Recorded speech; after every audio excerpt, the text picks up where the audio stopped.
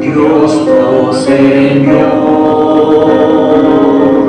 a su Hijo Cristo, Él es salud, paz y perdón,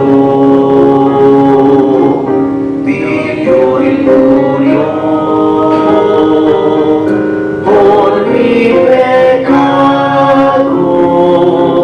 vacía está la tumba porque Él triunfó, porque Él vive, triunfaré mañana, porque Él vive, ya no hay temor, porque yo sé que el futuro es suyo, la vida vale más y más solo por Él. Grato es tener a un tierno niño, tocar su piel, gozo nos da, pero es mejor la dulce calma que Cristo el Rey nos puede dar, pues vivo está,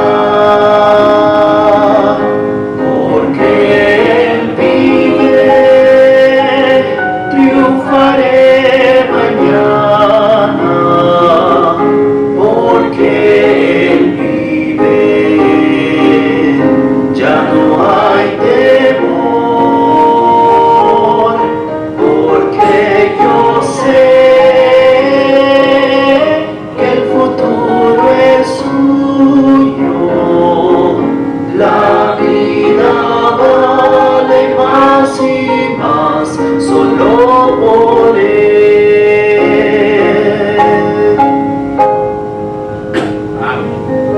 Yo sé que un día el río cruzaré con el dolor, batallaré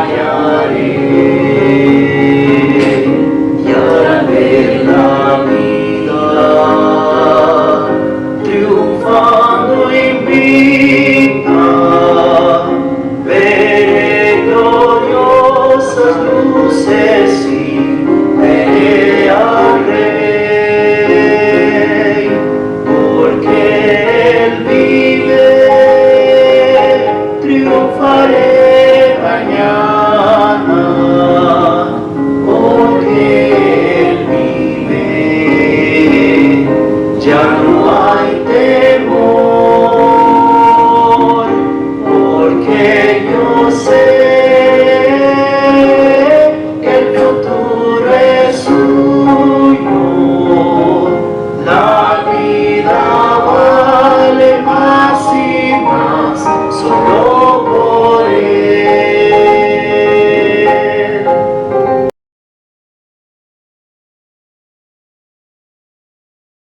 De pie, vamos a ir al libro de Juan, por favor, el libro de Juan, capítulo 2, versículos 13 al 22. Y solo sígame, ¿verdad?, a leer la palabra de Dios. Dice así en Juan, el libro de San Juan, capítulo 2, versículo 13.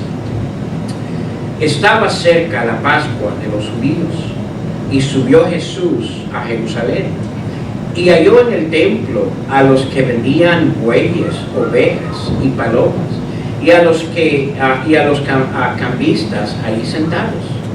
Y haciendo un azote de cuerdas, echó fuera del templo a todos, y a las ovejas y a los bueyes, y esparció las monedas de los cambistas, y volcó las mesas. Y dijo a los que vendían palomas: quitad de aquí esto y no hagáis de la casa de mi padre casa de mercado. Entonces se acordaron sus discípulos que está escrito: el celo de tu casa me consume. Y los judíos respondieron y dijeron: ¿qué señal nos muestras ya que haces esto? Respondió Jesús y le dijo: destruiré este templo y en 3 días lo levantaré. Dijeron luego los judíos: en 46 años fue edificado este templo, y tú en 3 días lo levantarás. Mas él hablaba, ¿de qué templo, hermanos? De su cuerpo. Mas él hablaba, dice el versículo 21, del templo de su cuerpo. Por tanto, cuando resucitó de entre los muertos, sus discípulos se acordaron que había dicho esto y creyeron las Escrituras y la palabra que Jesús había dicho. Vamos a orar. Señor, te pedimos que en este momento puedas, de una manera especial, Señor, bendecir lo que vamos a estar viendo en tu palabra, Señor. Que sea de ánimo, que sea de recordatorio y que sea de reto para nuestras vidas. Tan importante es el poder nosotros ver el por qué sucede lo que sucede en esta porción. Bendice tu palabra, te pedimos que nuestras mentes estén concentradas en lo que vamos a estar viendo esta mañana. Te pedimos todo esto en Cristo Jesús. Amén. Amén. Pueden tomar asiento.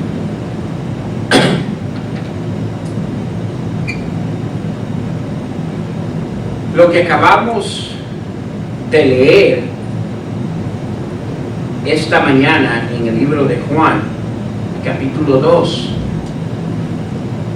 es una historia que, si no tenemos cuidado, podemos captar el entendimiento incorrecto.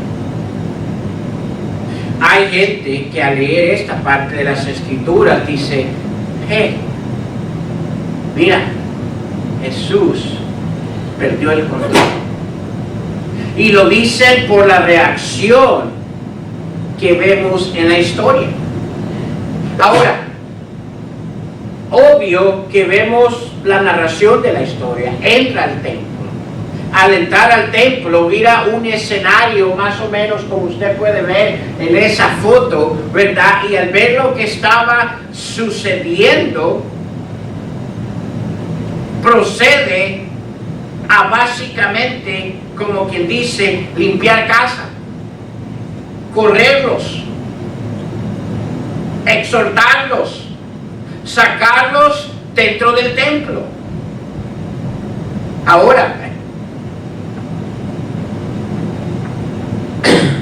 es importante el entender del por qué el Señor Jesucristo hizo lo que hizo dentro del templo. Porque la verdad que solo el escenario, cualquiera diría, pues que no es un Dios de amor. ¿Dónde está su misericordia? ¿Dónde está su gracia? Pero necesitamos entender del por qué sucede lo que sucede. Y esta mañana, ¿verdad? En esta historia que leemos, la podemos ver no solo aquí, pero en los 4 evangelios del Nuevo Testamento. Los 4 evangelios en la Biblia es una repetición de la historia, ¿verdad? Son los primeros 4 libros del Nuevo Testamento: Mateo, Marcos, Lucas y Juan, conocidos como los evangelios, y son conocidos como los libros del evangelio porque nos hablan, ¿verdad?, del Mesías, de la venida de Jesús como nuestro Salvador, y cada uno de ellos, ¿verdad?, es una repetición, una narración de la historia de la vida del Señor Jesús sobre la tierra, pero en diferente perspectiva. Lo que Mateo nos menciona, Marcos no nos menciona. O lo que Mateo no menciona, Marcos y Lucas lo mencionan. Entonces es importante para que usted y yo lleguemos al entendimiento del por qué sucede lo que sucede cuando Jesús llega al templo, y segundo, para aplicarlo en nuestras vidas diarias como hijos de Dios. No solo es una historia que leemos, eso sucedió, no. La palabra de Dios como hijos de Dios está ahí para que podamos usarla en nuestras vidas diarias. Y necesitamos entender el concepto del por qué, porque cuando entendemos el concepto del por qué, entonces podemos aplicarla a nuestras vidas.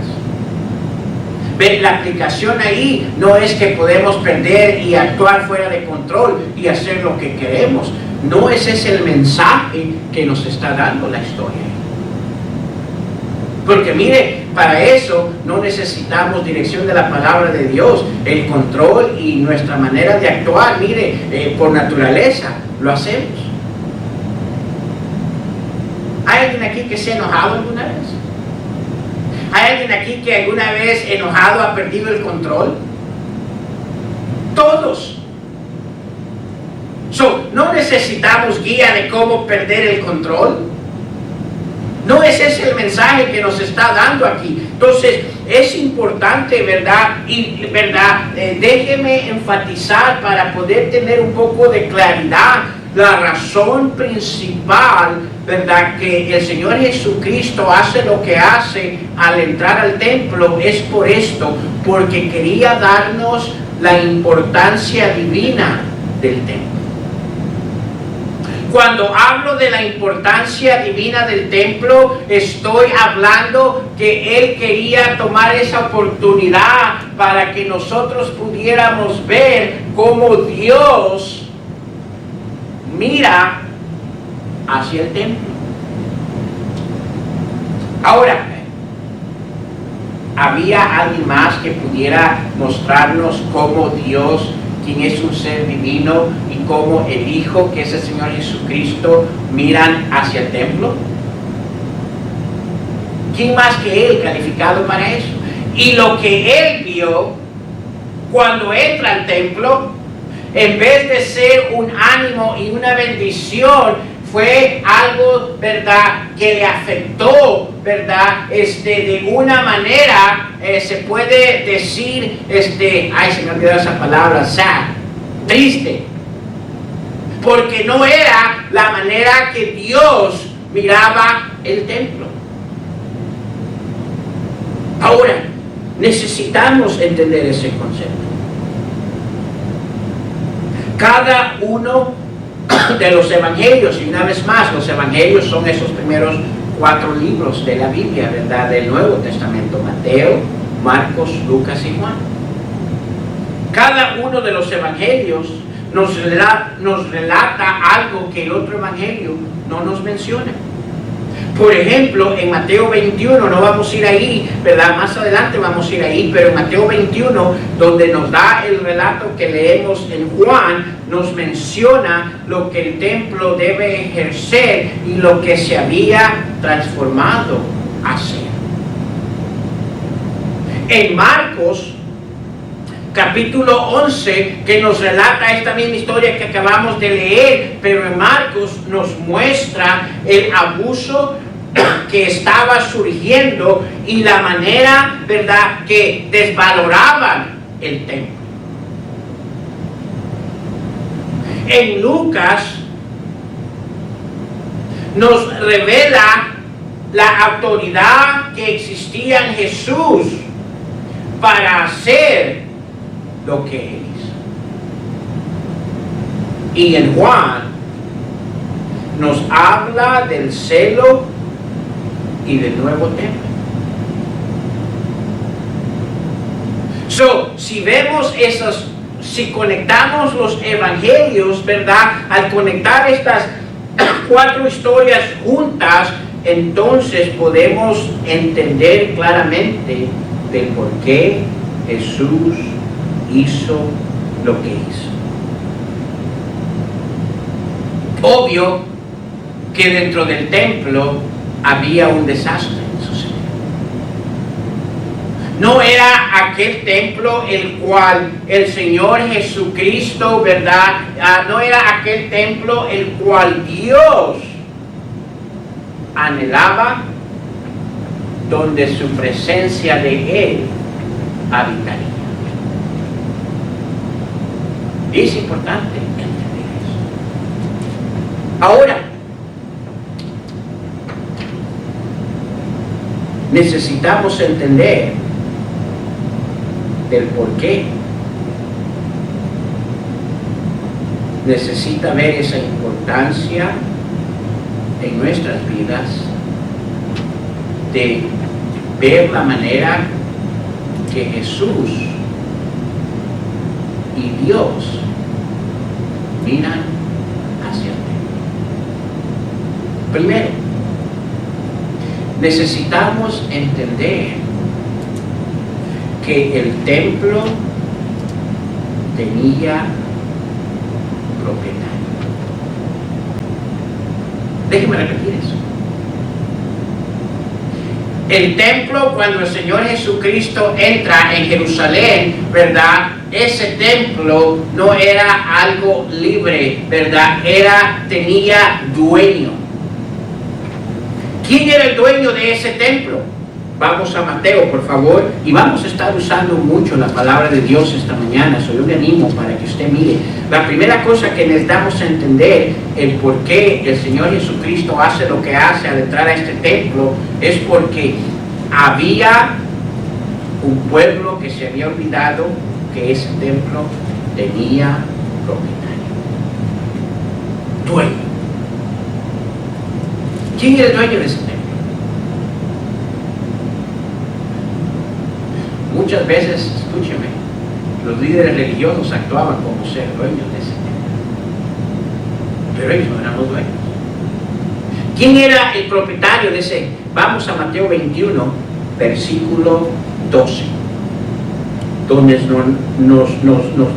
Mateo nos narra la misma historia que leemos en Juan, pero allí nos da algo muy importante. Estamos ahí en el versículo 12. Sígame, dice: y entró Jesús en el templo. ¿De quién? El templo ¿de quién? De Dios.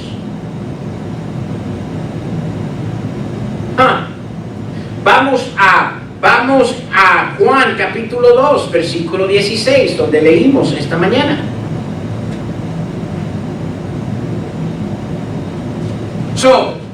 Mateo nos dice, este templo tenía un propietario. ¿Quién era el dueño de ese templo? ¿Quién era, hermanos? Dios. Leímos en Mateo. ¿Qué dice Juan? Mire Juan, versículo 16. Y dijo a los que vendían paloma. Este es el Señor Jesucristo hablando.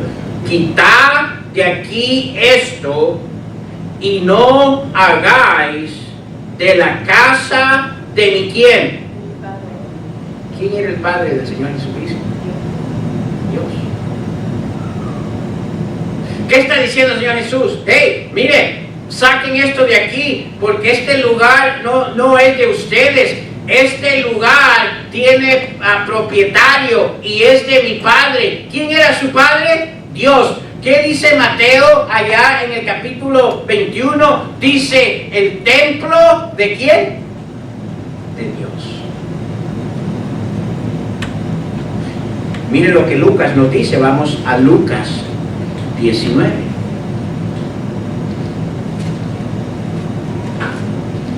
Lucas 19, versículo 46.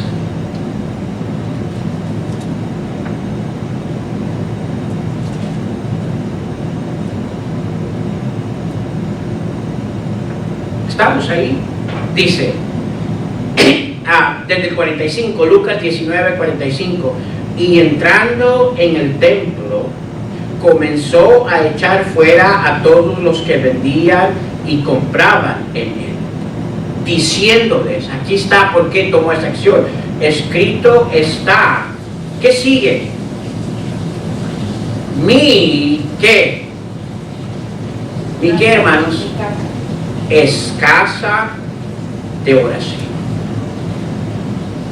Aquí es interesante porque el escritor en el libro de Lucas va más allá y, ¿verdad?, la declaración que el Señor Jesucristo hace, dice, ¿mi qué? Mi casa. Ahora, eso nos da el entendimiento de por qué Él hizo lo que hizo en el templo. Inclusive cuando los fariseos vienen y le preguntan, ¿con qué autoridad haces esto? ¿Con qué autoridad? Porque era su qué? Su casa. ¿Y por qué era su casa? Porque ¿quién era el propietario del templo? Dios. ¿Y quién era Dios para Jesús? Padre. Está revelando, ¿verdad?, en mi casa, porque el propietario aquí es Dios, quien es mi Padre celestial. Segundo, está dando a entender, ¿verdad?, aquel aspecto que muchas veces no entendemos en cuanto a la Trinidad, Dios Padre, Dios Hijo y Dios Espíritu Santo, donde la palabra nos dice que los tres son uno. Lo que él estaba diciendo es, hey, este lugar en que ustedes están operando y haciendo cosas, se les ha olvidado de que tiene un propietario, tiene un dueño, y los dueños no son ustedes. Los dueños, ¿verdad?, es Dios. Los dueños soy yo. Escuchen, habían tres grupos que se habían hecho propietarios de ese templo. O sea, dueños. ¿Quiénes eran? Primero, los líderes religiosos. Los fariseos y los escribas. Los fariseos en el tiempo bíblico eran supuestamente aquellos, ¿verdad?, los líderes más espirituales que existían en ese tiempo. Para bajarlo a un nivel entendible para el ser humano, ¿verdad?, dentro de la Iglesia Católica serían aquellos que le llaman los papas. Esos eran los líderes religiosos del tiempo bíblico, los fariseos. Ellos eran aquellos que supuestamente se encontraban en un nivel espiritual más alto que el pueblo. Y ellos se habían clamado propietarios del templo de Dios. Y porque se habían clamado propietarios, ellos hacían y lo que querían y decidían como ellos querían, escúcheme, sin consultar a Dios.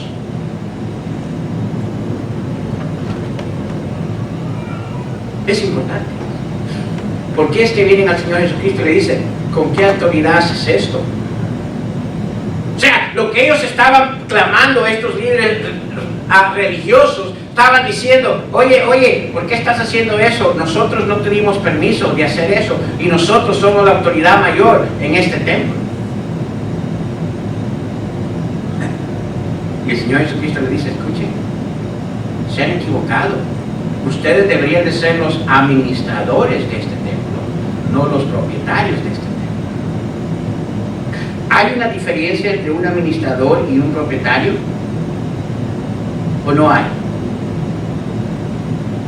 Alguien que administra, a alguien que es el dueño, ¿hay una diferencia? ¿Sí o no? Sí. ¿Puede tomar un administrador las decisiones que le pertenecen solo al dueño? No.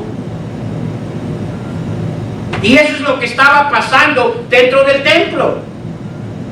Los líderes religiosos, ¿verdad?, estaban tomando aquellas decisiones por sí mismos como que eran los propietarios, los dueños de ese templo, y ese templo fue hecho, ¿verdad?, establecido. Este es el que conocemos como el segundo templo. Fue establecido allá en Esdras, pero fue hecho con un propósito para ofrecérselo ¿a quién?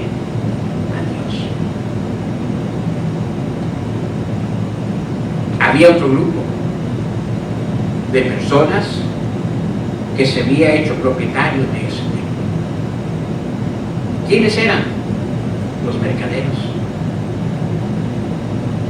los que hacían negocios habla allí en la historia que leímos, ¿verdad? Donde dice que volteó, ¿verdad? Dice, ¿verdad? Echó fuera del templo a todos los, dice a todos, a las ovejas, a los bueyes y esparció las monedas de los cambistas. Mire, le volcó las mesas. El templo había pasado a ser un lugar de negocio.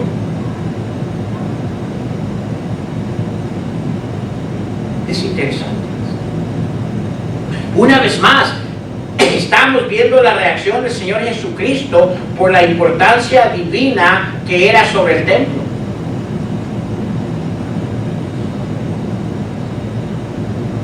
Yo no sé si usted ha visto lugares, ¿verdad? Y tenemos que tener cuidado en esto, ¿verdad? Por eso hay administración dentro de la iglesia.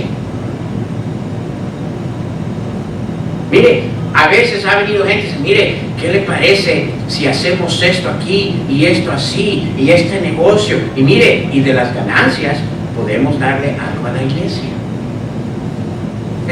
Eso es lo que estaba pasando en ese tiempo en Jerusalén.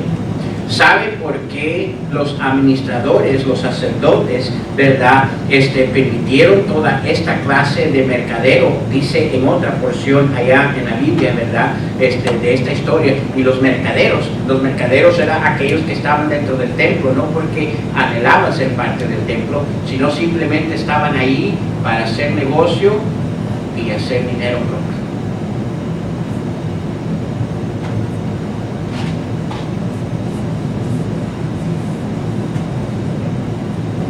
Usted va a ver que aquí en este lugar no tenemos venta.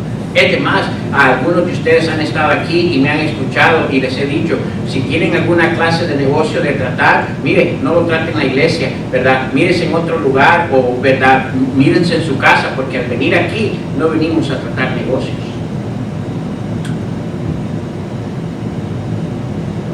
Lo que el Señor diseñó como de Él, no lo diseñó para nuestro beneficio, para buscar un lugar donde hacernos ricos. ¿Estamos entendiendo?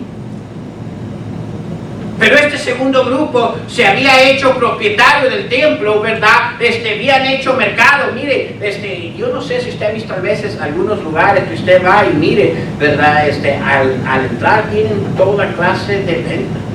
¿Qué se me hace que hasta papeles chuecos venden? Y ya la gente va por los negocios, no va por lo que de verdaderamente el templo es.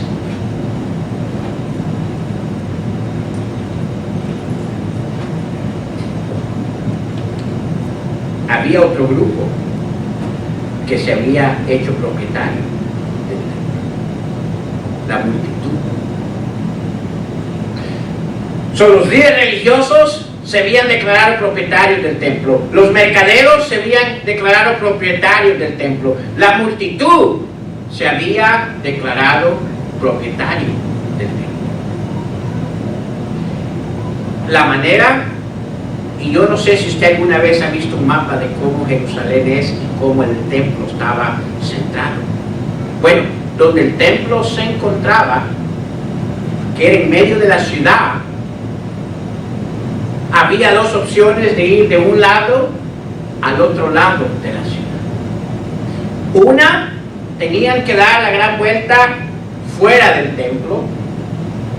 O dos, ¿verdad? Tenían que pasar por los corredores que existían dentro del templo para ahorrarse tiempo y camino y simplemente, ¿verdad? El pasar como cortar calle. Y el templo estaba siendo un lugar donde ya no la gente pasaba por el templo para ir al templo, sino lo ocupaban como una vía pública para llegar más rápido a donde querían ir. Estaban abusando de ese lugar, ¿verdad? Que no fue establecido para cortar. Y vamos a ver eso más adelante.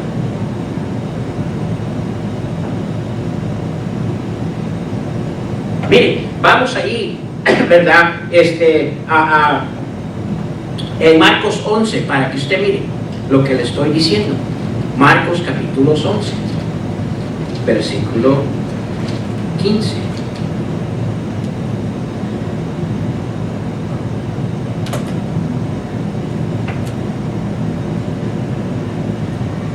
Estamos ahí, dice, mire, versículo 15 de Marcos 11.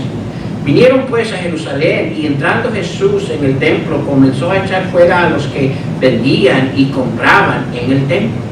O sea, iban al templo, no porque iban al templo, iban para ver las ofertas que habían de los mercaderos. Sigamos. Y volcó las mesas de los cambistas y las sillas de los que vendían palomas. Mire el versículo 16. Y no, ¿qué dice? Que nadie atravesase el que, llevando utensilio alguno.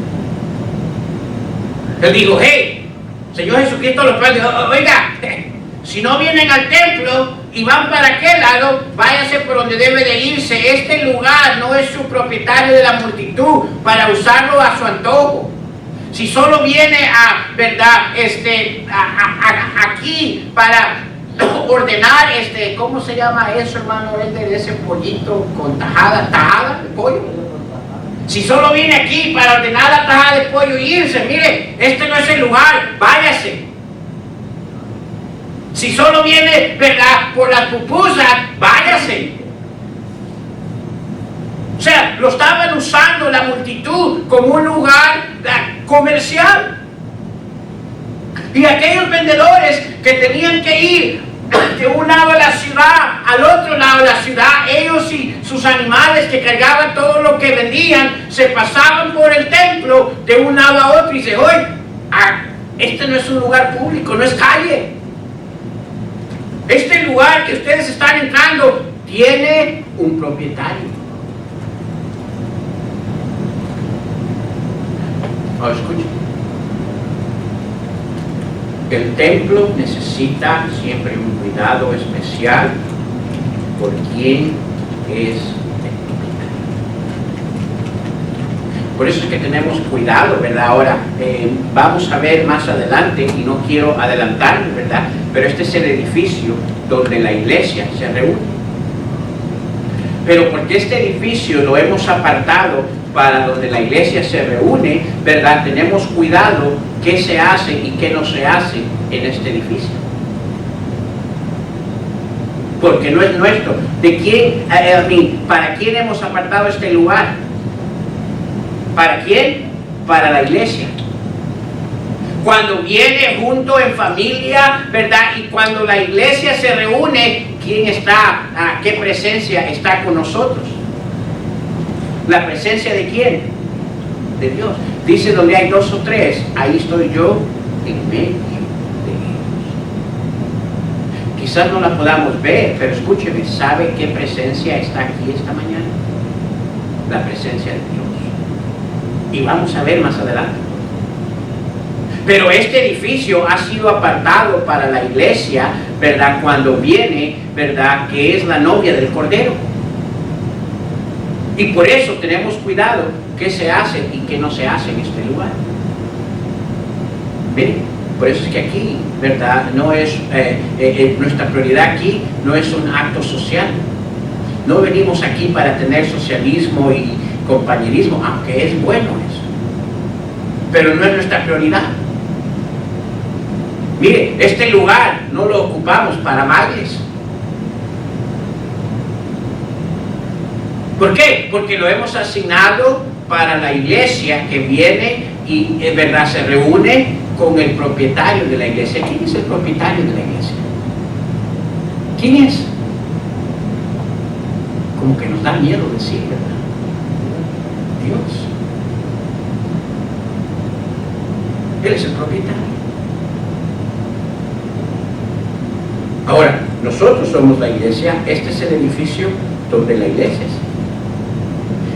En tiempos bíblicos, la historia que estamos leyendo no era así. ¿Dónde habitaba la presencia de Dios antes? ¿En el ser humano o en su templo? En su templo. Por eso fue que se hizo el templo. Porque es donde la presencia de Dios habitaba, ¿verdad? Porque no podía estar habitando en el ser humano, porque no había aquel sacrificio que perdonara los pecados del ser humano hasta que vino el Señor Jesucristo. Y murió por nosotros. Y por eso, ¿verdad? Si usted y yo vemos allí, ¿verdad? Y no me quiero adelantar mucho, pero si vemos en Juan, ¿verdad? Capítulo 2 que leímos, ¿verdad? Cuando vienen y le dicen, ¿verdad? Darnos una señal, ¿verdad? Demuestra, ¿por qué estás haciendo esto? Mire lo que dice el versículo 19. Respondió Jesús y le dijo, Juan 2:19, dice, y respondió Jesús y le dijo, destruiré este templo y en 3 días lo levantaré. Ahora, ¿de qué templo estaba hablando? ¿De la estructura? ¿O estaba hablando del templo de él mismo? Estaba hablando de él mismo, que iba a ser crucificado. ¿Y cuántos días estuvo, verdad, en el sepulcro? 3. Por eso dice ahí, dice, destruiré este templo y en 3 días lo levantaré. ¿Por qué tenía que ser destruido ese cuerpo? Porque él llevaba el pecado de quién? De la humanidad. Miren el versículo 20. Dijeron luego los míos, en 46 años fue edificado este templo, y tú en 3 días lo vas a levantar. No entendían lo que el Señor Jesucristo le estaba diciendo. Ahora, la manera que se encontraba este edificio, este templo, donde los líderes religiosos se habían hecho propietarios, donde los mercaderos se habían hecho propietarios, donde la multitud se había hecho propietario. Déjeme hacerle una pregunta. ¿Usted cree que existía la presencia de Dios ahí? ¿Sí o no? Ya la presencia de Dios había partido. Y no se habían dado cuenta el pueblo judío. Versículo 21. Él les especifica, mas él hablaba del templo de ¿qué? De su cuerpo. Por tanto, cuando resucitó de entre los muertos, sus discípulos se acordaron que había dicho esto. ¿Qué es lo que había dicho? Que después de 3 días se iba a levantar. Y creyeron las escrituras y las palabras que Jesús había dicho.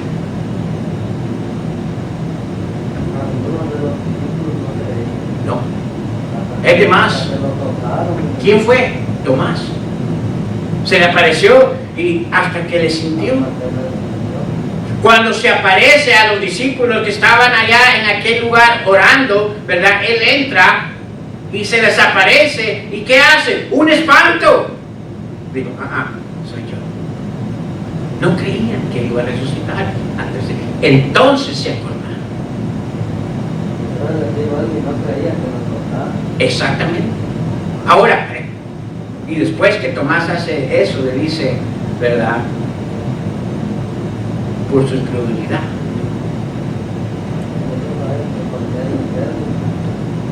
Exactamente. Es mejor creer por fe que por vista. Ahora, solo primero, este grupo había olvidado que el templo tenía un propietario. ¿Cuál es lo segundo? Este grupo había olvidado que el templo tenía un propósito. Había una razón por la existencia de ese templo, ¿verdad? Las prioridades del templo deben de estar en línea, escúcheme, con el propósito del templo. Las cosas que se hacen en el templo deben de encajar con lo que debe de ser lo principal de ese templo. Y de alguna manera, ¿verdad? Ellos habían perdido lo que era lo principal. ¿Cuál era el propósito? ¿Cuál era el propósito del templo?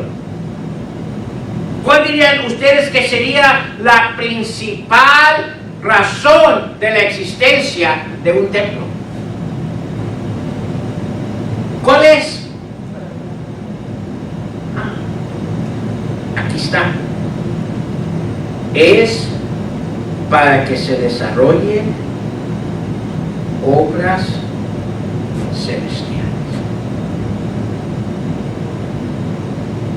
El propósito del templo no es para un uso personal. El propósito del templo no es para mi propia agenda. El propósito del templo no es para mi propio beneficio. Y todo esto es lo que los líderes religiosos estaban haciendo, y los mercaderos, y la multitud. No solo se les había olvidado que en el templo existía un propietario, pero segundo, escúcheme, ¿verdad? Se les había olvidado que el templo tenía su propósito. ¿Cuál era el propósito del templo? Obras celestiales.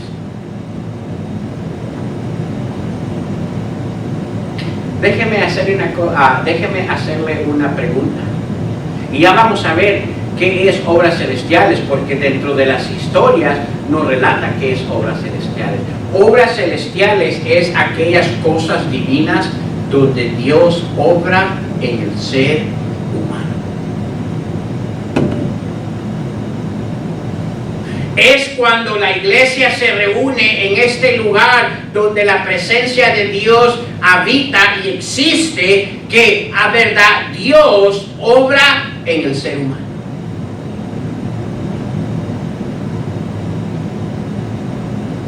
¿Puede obrar Dios cuando estamos en nuestros trabajos? Sí puede. Pero no estamos tan sensitivos a escuchar y a poner atención en lo que Dios quiere hacer en nuestras vidas cuando estamos en nuestro trabajo. Porque ¿cuál es nuestra concentración? El trabajar. La palabra dice que debemos de saber cuál es el tiempo correcto. Amén. Si yo voy a trabajar, mire, no, ahorita no voy a trabajar, vengo aquí, voy a abrir la Biblia, me voy a sentar, me tienen que seguir pagando, ¿ok? Pero me voy a sentar aquí y tengo que dejar que Dios aquí en el trabajo, ¿verdad?, haga obras celestiales en mi vida. ¿Qué va a pasar? ¿Qué le va a decir el jefe? ¿Ah? ¿Qué pasaría, hermano, si usted va a su trabajo el día de mañana y dice, mire, ustedes sigan, yo me voy a sentar aquí porque ahorita aquí en el trabajo Dios me va a hacer, ¿verdad? Dios tiene que hacer obras celestiales en mí. ¿Qué va a pasar? ¿Lo pueden? Lo van a correr. ¿Puede hacer el Señor obras celestiales? Escúcheme, cuando estamos recostados descansando en nuestras camas. ¿Puede? Sí, pudiera. Pero escúcheme, ¿qué es lo que está en nuestra mente cuando llegamos de trabajar cansados y nos acostamos en nuestras camitas? De veramente estamos, ok, Señor, aquí estoy, ahora haz obras celestiales. ¿Eso es nuestro pensar? ¿Honestamente? No, le voy a decir cuál es nuestro pensar. Ay, cierro los ojos y dormir. ¿Estamos entendiendo? Entonces, ¿dónde es el lugar, verdad, que Dios ocupa para hacer sus obras celestiales? En el templo.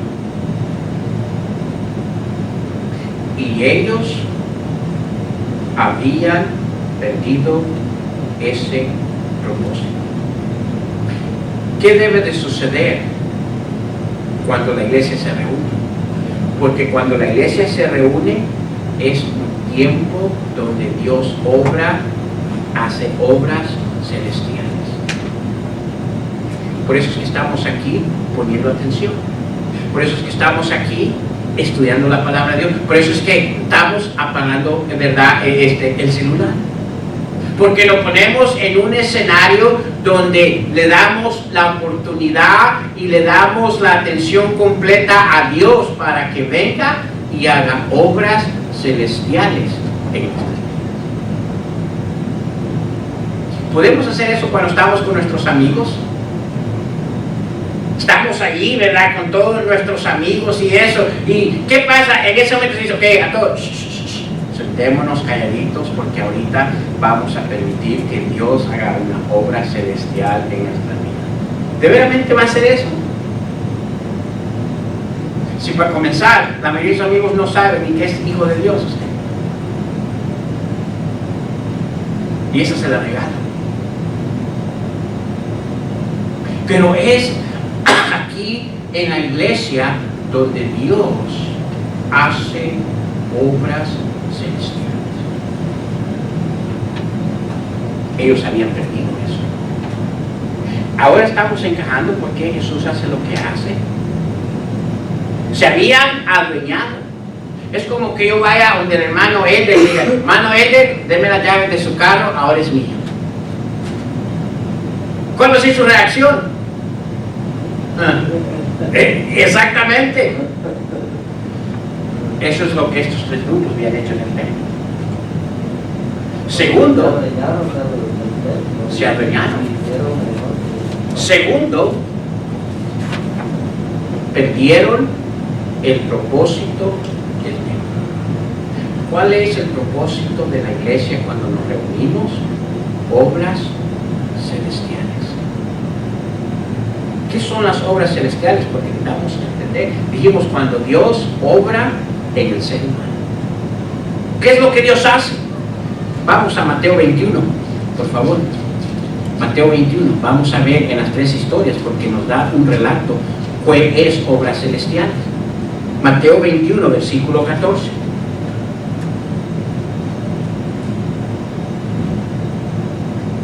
¿Estamos ahí? Versículo 14 de Mateo 21 dice, y vinieron a él, ¿a quién? A Jesús. ¿En dónde vinieron? En el templo. ¿Y qué sucedió? Aquí están las obras celestiales. Dice, y vinieron a él en el templo, ciegos y cojos. ¿Y qué hizo? ¿Qué hizo con ellos? Los sanó. So, ¿qué es la obra celestial? ¿Cuál es el propósito del templo o de la iglesia cuando se reúne? Es para ver obras celestiales, ¿verdad? Cosas que Dios hace. ¿Qué hace Dios? Actos de restauración. Cuando venimos aquí y nos juntamos, es un tiempo principalmente donde permitimos a que Dios restaure nuestras vidas. Eso es lo que da a indicar cuando dice, ¿verdad? Ciegos y cojos, y los sanó. Nos reunimos cada vez que venimos como iglesia aquí. El propósito es que queremos que Dios haga obras celestiales. ¿Y cuáles son esas obras celestiales? Primero, acto de restauración. Hay cosas en su vida que Dios tiene que arreglar. Déjenme hacer una pregunta. Alguien pudiera decir aquí, la verdad que todo en mi vida está en un perfecto escenario. No hay nada que necesito de Dios ahorita en mi vida. ¿Hay alguien que pudiera decir eso? Yo creo que nadie de nosotros. Ahora, ¿nos ha bendecido Dios? Sí, nos ha bendecido. Pero ¿necesitamos todavía más de Él? Sí, necesitamos. No solo material, no solo económico, espiritual, alimentación, fortaleza.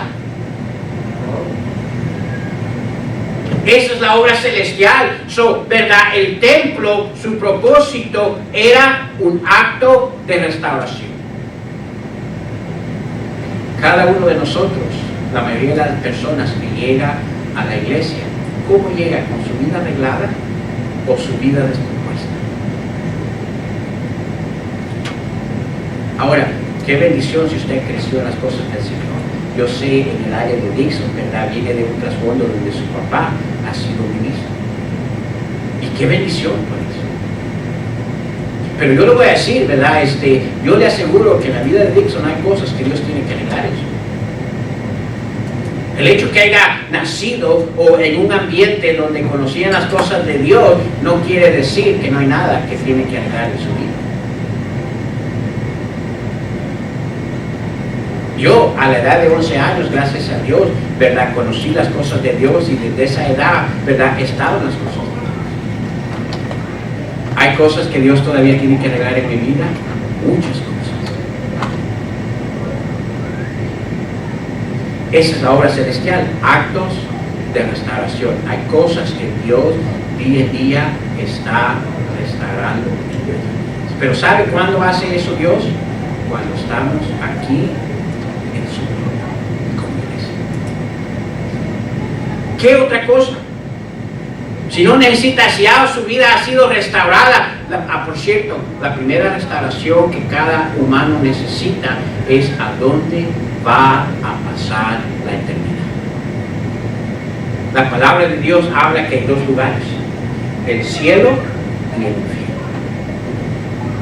Y la primera restauración que Dios quiere hacer en nuestras vidas es el restaurarnos nuestro destino eterno. Ese es el primer paso. ¿De qué sirve que el Señor nos dé todo lo que anhelamos? Escúcheme.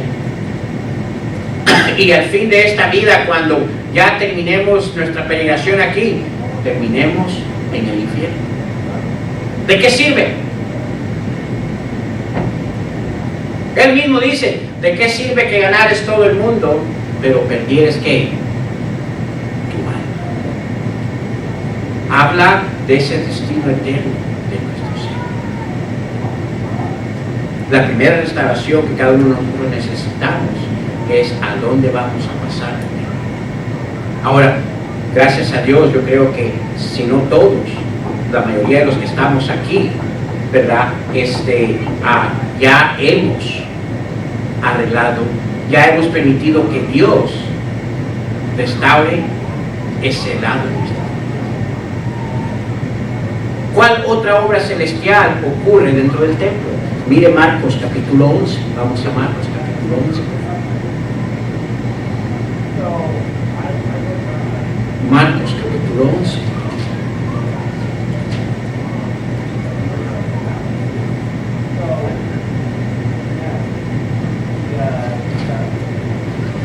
Marcos capítulo 11 y versículo 17. Mire lo que dice la palabra de Dios. Dice, ¿y les qué? Y les enseñaba, diciendo, ¿no está escrito, mi casa será llamada casa de oración para todas las naciones, mas vosotros la habéis hecho cueva de ladrones? ¿Cuál era la segunda cosa, restauración celestial que vemos allí? Que, ¿verdad? El templo era un lugar donde no solo se restauraba, pero escúcheme, se enseñaba. ¿Qué implica eso? La palabra enseñar implica el hecho de que era un lugar donde recibían alimentación espiritual. Déjeme hacerle una pregunta. Comúnmente, lo normal, porque hay algunos de nosotros que estamos fuera de lo normal, pero lo normal, ¿cuántos alimentos se comen al día? 3. Desayuno, almuerzo y cena. Ahora, ¿qué pasa si usted deja de comer? Dice, yo no necesito alimentarme, yo voy a estar bien sin alimentarme. ¿Qué pasa? Se va debilitando. ¿Y qué sucede después de debilitarse?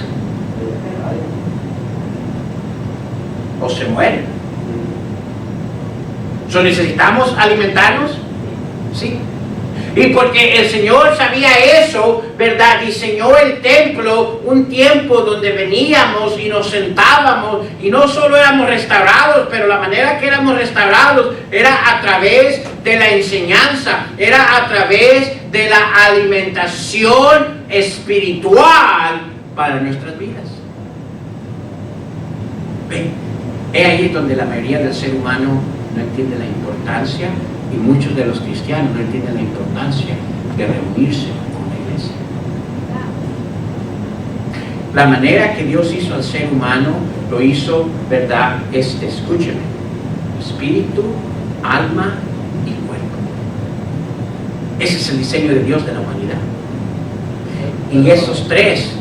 El Señor aguantó 40 días. ¿Cuánto aguantaríamos nosotros? 2 días. Yo ni uno. Y él aguantó 40 Claro. días. Cuando ayunó y oró. Y por eso, ¿con qué el diablo lo quiso tentar? ¿Qué le dice cuando lo iba a la cima? Le dice, mira, ¿verdad? ¿Sabía el diablo que él no se había alimentado por tanto tiempo? Le dice, ¿por qué no conviertes esas piedras en qué? No solo, sino de qué? De toda palabra que se me hace. Usted estaba preparando ese mensaje, ¿no? Escuchen. ¿Qué estaba dando a entender el Señor Jesucristo ahí? Estaba dando a entender la necesidad de no solo nuestro alimento físico, pero escúcheme, nuestro alimento espiritual. ¿Dónde es que recibimos nuestro alimento espiritual? Se recibía en el templo.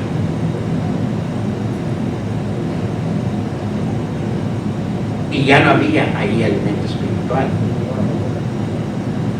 No iban porque querían ser saciados espiritualmente, iban porque querían ser saciados materialmente.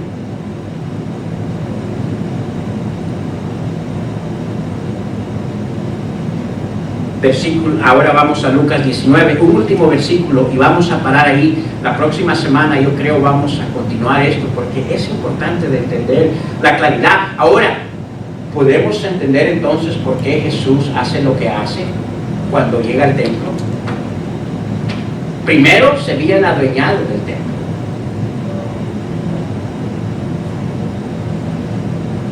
Estos tres grupos. Y no eran los dueños.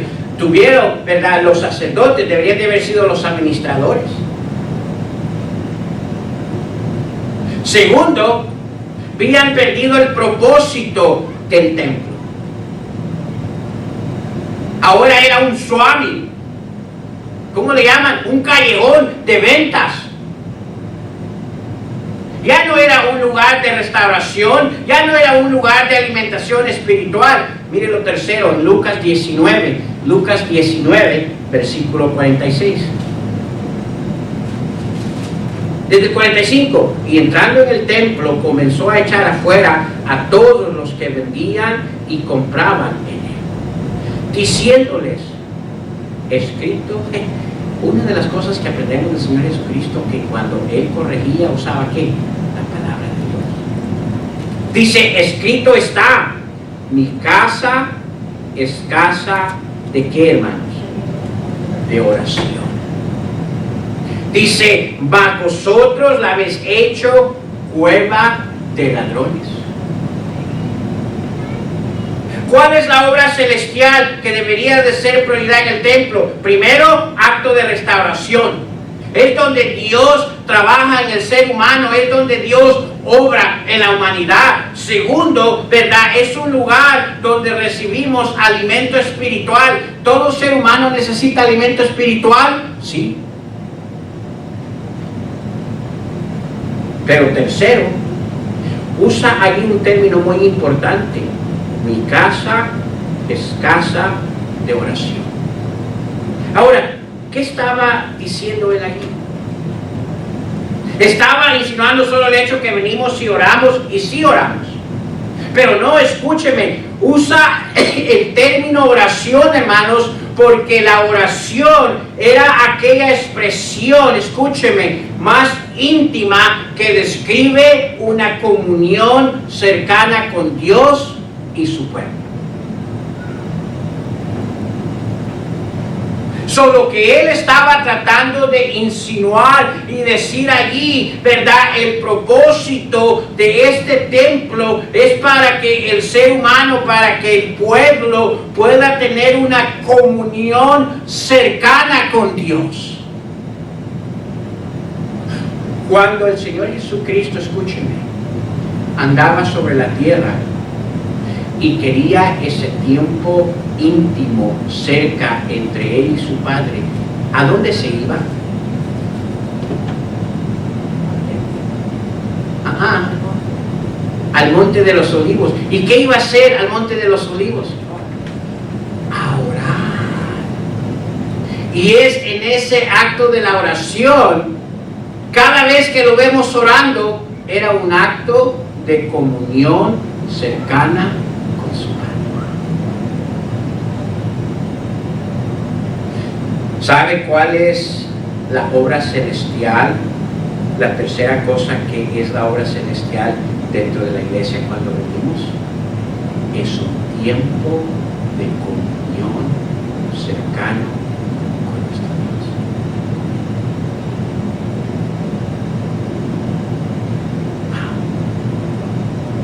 Ahora podemos ver qué tan lejos se encontraba este grupo que habitaba en el templo. ¿Creen ustedes que verdaderamente existía una comunión con Dios en ese templo?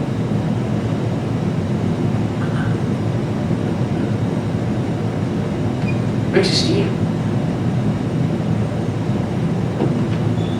Estamos viendo la importancia divina sobre el templo.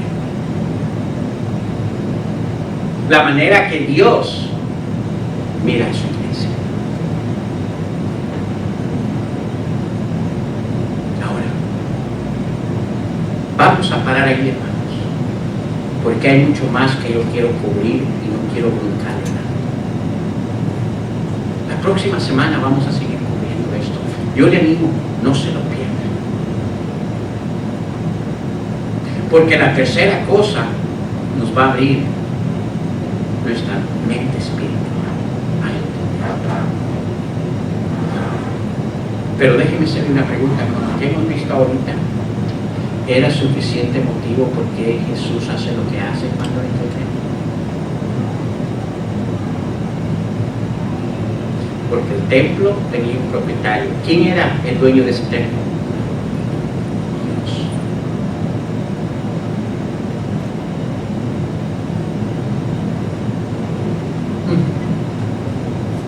Y el templo tenía su propósito. ¿Cuál era el propósito? Obras celestiales. No era ventas.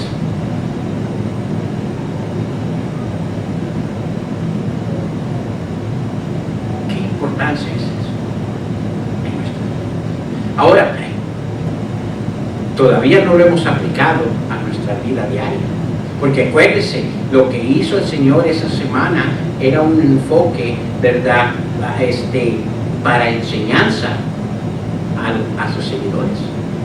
No para practicarlo solo durante Semana Santa, sino practicarlo en nuestras vidas diarias.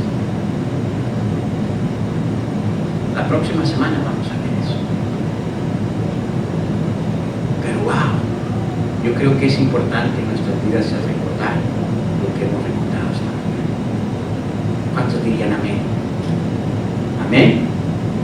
Que no nos dé miedo decir amén. Amén. Oh, wow. Ahora sí ya pueden ir a comer. Vamos a ver.